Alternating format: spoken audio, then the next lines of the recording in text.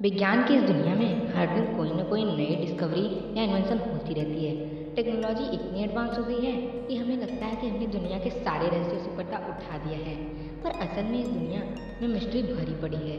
तो चलिए जानते हैं उनमें से कुछ पृथ्वी के 5 अनसुलझे रहस्य। 5 unsolved mystery of earth. First, the underground mystery. इस धरती के सतह के अंदर क्या है कोई नहीं जानता। हम लोगों को सरफेस और थोड़ी सी गहराई में क्या है बस यही पता है।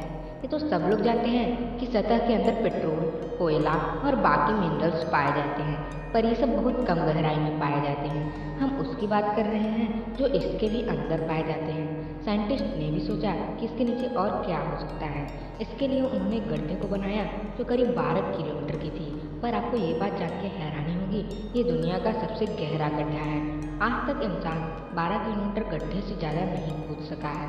इस गड्ढे का नाम कोला सुपर डीप बोरहोल है और ये रूस में मौजूद है, और इस गड्ढे को बनाने में करीब 26 साल लग गए थे।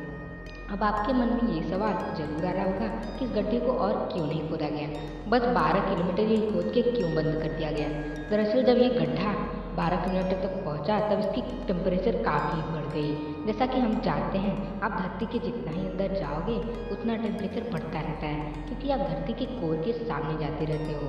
12 किलोमीटर की स्टेज में टेम्परेचर इतना बढ़ गया कि इस गड्ढे को आगे कोड़ना इम्पॉसिबल था। अगर इसके आगे वो कोड़ते तो कोड़ने वाली जो इंस्ट्रूमेंट है वो भी गल जाती। ये काफ़ी खतरनाक हो सकता था, इसलिए इस प्रोजेक्ट को बंद कर दिया गया। साइंटिस्ट बस अनुमान ही लगा सकते हैं, पर असल में इसके अंदर क्या है कोई नहीं जानता। इस गड्ढे को the deepest artificial point on earth कहा जाता है। मतलब इसके नीचे क्या है किसी को नहीं पता। इसको केवल हम प्रेडिक्ट कर सकते हैं। हम लोग अपने थिंकिंग और एनालिसिस के बेस पर थियरीज को निकाल सकते हैं, पर एग्जैक्टली ये नहीं कह सकते कि इसके नीचे क्या है। टाइपिकली एक्सेप्टेड थियरीज की बात करें तो हम लोग बस एज्यूम कर रहे हैं कि धरती की इतनी लेयर्स हैं, जैसे inner core, outer core, mental और crust.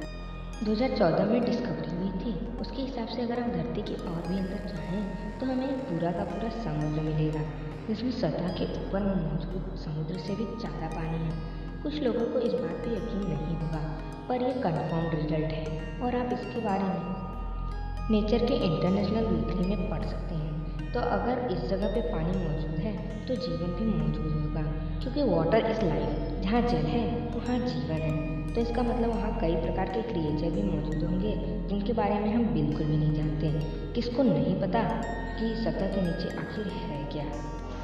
Second, formation of the moon. हम चांद को बचपन से जानते हैं और इसके बारे में कहानियाँ सुनते आ रहे हैं, पर आपको पता है आखिर चांद बना कैसे? आप में से कुछ लोगों ने कई थियरीज के बारे में ज़रूर पढ़ा होगा, पर आपको ये समझाना ज़रूरी होगा कि वो बस थियरीज हैं, और थियरीज तब निकाली जाती हैं तब किसी चीज़ की एग्जैक्ट और एक्यूरेट आंसर नहीं पता हो। चांद के फॉर्मेशन का सवाल भी बिल्कुल कुछ ऐसा ही है।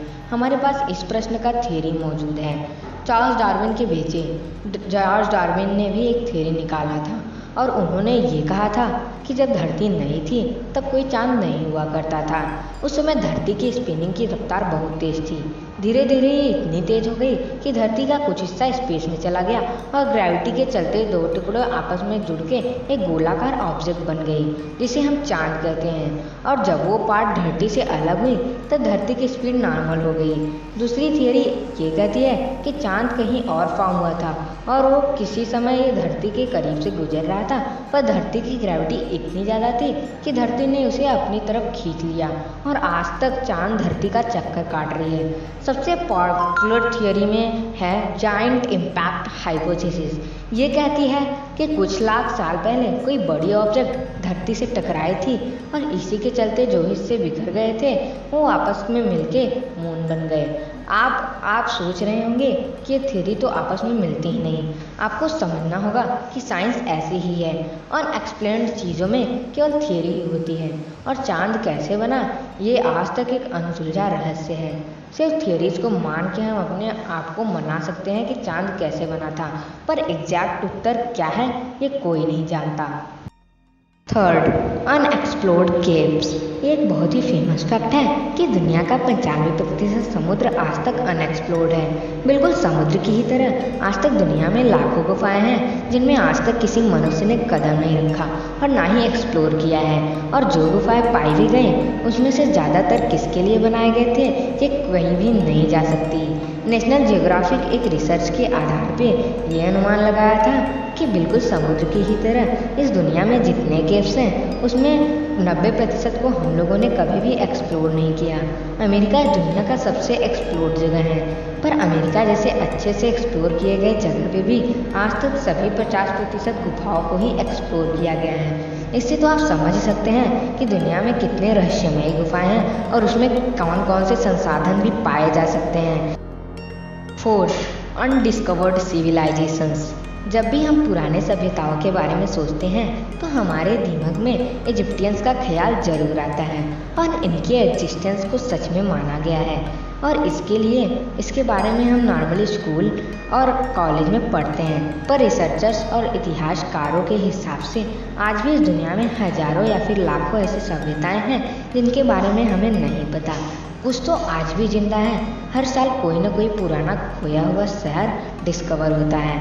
इसका मतलब जो पहले की खोई हुई सभ्यता है जैसे एटलांटिस और लियान सिटी में ये सचमुच में मौजूद थी। बहुत लोगों को लगता है कि ये सब सिर्फ कहानियाँ हैं, पर अगर हम रिसर्चर्स की माने तो ऐसा एक दो नहीं हजारों सभ्यताएं हैं और इस दुनिया में जिन्हें हमने अभी तक नहीं खोजा। हो सकता है कि धरती के नीचे अंडरग्राउंड में ही मौजूद, लेकिन ऐसी सभ्यताएं हैं। हमारे इस रहस्यमय दुनिया में कुछ भी संभव है। मलेशिया एयरलाइंस फ्लाइट MS-370 का अचानक गायब हो जाना। मलेशिया फ्लाइट को गायब हुए ज़्यादा समय नहीं हुआ है। मलेशिया फ्लाइट जिसका मॉडल नंबर MS-370 है वो मार्च 2014 में उड़ान भरने के थोड़ी देर बाद अचानक गायब हो गया था। दरअसल जब MS-370 फ्लाइट ने उड़ान भरी थी तो थोड़ी देर बाद उसका एयर ट्रैफिक कंट्रोल से संपर्क टूट गया था और उसके बाद उस फ्लाइट का दुनिया में कहीं कोई पता नहीं चला था कि वो कहाँ गया, न ही उससे दोबारा संपर्क हो सका। उस प्लेन में उड़ान के दौरान 239 यात्री सफ़र कर रहे थे।